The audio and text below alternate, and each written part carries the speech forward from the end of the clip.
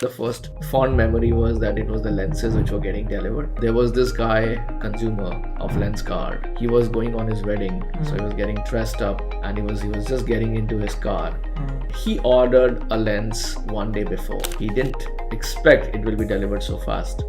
And the moment it was delivered to him, he was in awe and shock. That too with a drone. No? That too with a drone. Is there a size or a weight limit you go for? 96% of the last mile shipments are below 7 kilos. Unless you're delivering a mattress or a sofa. Even we deliver a mattress which was about 9.5 kg. It's for free though. So one single mattress, 9.5 kg we Whole deliver. mattress, no? Pura that Correct. mattress. Tell me, how does it work? Like a delivery work, the steps. Somebody has to deliver from one place to the customer's location. We receive all the shipments at our stations, at our hubs. Every hub has got a certain geography that this caters to this area and this zip codes. The drone takes off from there.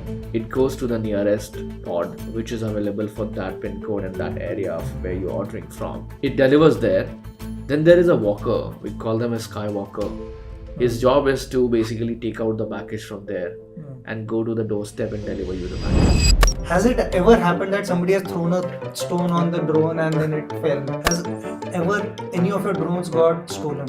Has it ever happened that a bird hit happens or something like it happens in planes? Delivering through drones is costly.